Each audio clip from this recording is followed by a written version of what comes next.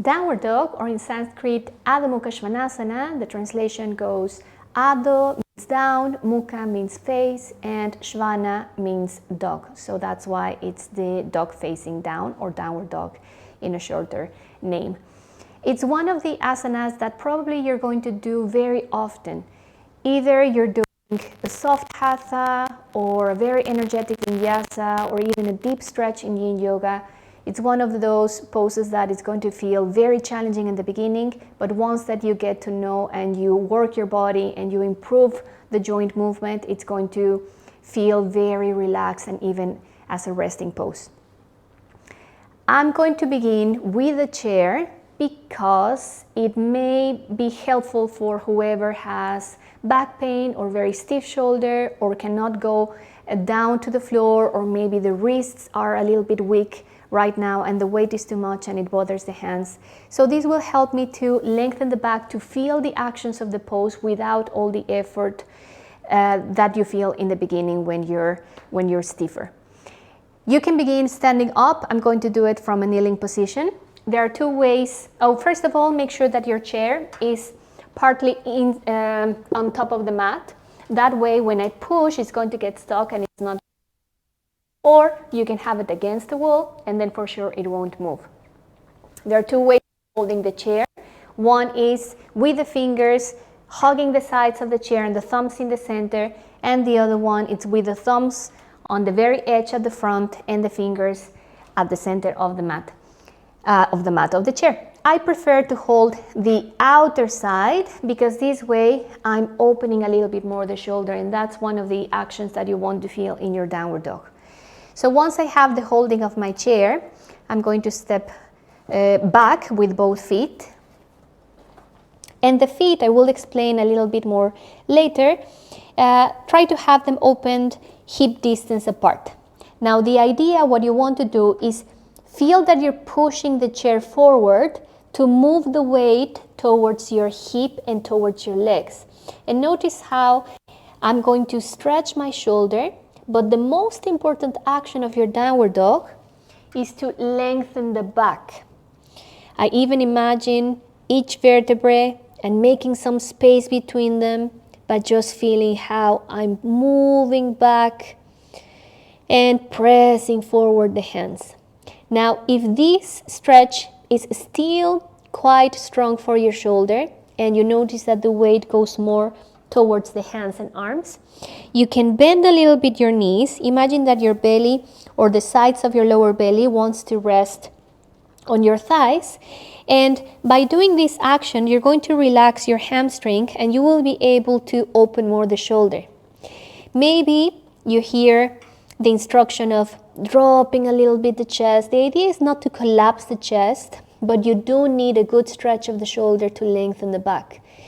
So when we feel that we can go down with the chest, we know that we're stretching more the shoulder, and that will help us to lengthen the back and feel the weight a little bit more distributed, more balanced, not completely to the hands, a little bit more to the legs.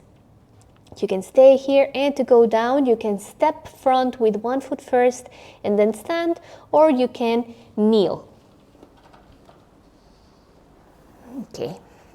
I'm moving the chair and I'm going now the alignment of the full pose on the mat. So I'm going to start with the alignment of the hands and the feet. Always think of your own body as reference. So the distance between my hands, it's going to be the distance between my shoulders, and the distance and the knees are going to be the same distance between my iliac bones, or the bones of your pelvis, of your hip. The position of the hands, try to open and spread the fingers. Usually we begin with the fingers closed, and it's like the toes. We are not used to stretching, so let's try to spread as much as possible. And push with the fingertips, push with the knuckles, push with the heel of the hand, slightly more the weight to your thumb and to your index. You will feel that the center of the palm, it's not touching the floor, and that's okay. You even try to imagine that it wants to suck up and the rest of the hand is strongly pressing down. These active fingertips, it's very important because it's going to help you into more challenging asanas in the future. So once that I have the position of my hands, I can measure the distance between my feet and my hands from a tabletop or from a plank. The plank requires a little bit more open shoulder, because when I push, there's more distance between my feet and my hands. So I prefer to begin with a tabletop. Once you have your knees, flex your feet, and you're going to start pushing the hands forward, just like you did with the chair. You were pressing the chair forward. Now you want to press the hand forward to move the weight towards the back, towards the legs. Another thing that it's very common is that we have stiffness on the hamstring. The hamstring is the muscle that goes at the back of the leg. Usually you feel it between the back of the knee and your sitting bone. And when there is a stiffness on the hamstring, you're going to straighten the leg, and then you're going to feel that the weight goes more towards the hands. That's very common. So you can help yourself by bending the knees. You relax that hamstring muscle, and then you can continue pushing the hands forward. Feel that your buttocks want to go up and that your chest wants to go down. So try to feel the body, connect with the feeling of the body instead of the looking of the body, and try to feel a 45-degree angle on your back. Find your opposite forces, the opposite on how you're stretching. My hands want to go forward, my hip wants to go to the other side, and that's when I feel a very nice stretch. If you have a good hamstring stretch, then you can incorporate the action of your legs, the thighs that want to push back to the wall behind you, and the heels that want to go down. Now I'm going to repeat again all the actions so you can notice how many they are in just one pose and how it makes it so full and complete.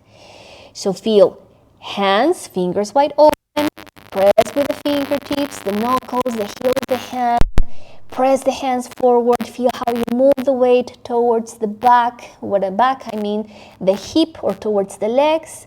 Sitting bones want to go up. Either if you're bending the knees, you're going to feel the shoulder opening, or if you have your legs straight, you're going to push the thighs back and you want to push the heel down. Sometimes we can be quite flexible on your Achilles tendon, the back of your ankle, and you will be able to reach the floor with your heels. But for most people, especially we're beginning with these kind of stretches, it's going to be very hard. So don't worry, you can keep them in the air, although it would be ideal to have maybe blocks under your heels or maybe a blanket rolled or something that can have support so you can feel how the heel is pushing down. Try to stay maybe 1 minute, notice how you feel, and whenever you need to come out of the pose, you can go to a child pose or to any other seated asana. So this downward dog is a very good asana to energize your body. As I said, it can be very challenging at the beginning, but with progress, this will become one of your favorite resting poses, I promise you. You're going to tone your legs, you're going to make them strong, and you're also going to work with the joint of your shoulder. You're going to make it more flexible. Avoid this pose if you have high blood pressure because of the position of your head. It's not beneficial, so try to avoid it, and you will have other options like a child pose to rest and to stretch your back and your sides. So I hope you learned something new today, and thank you.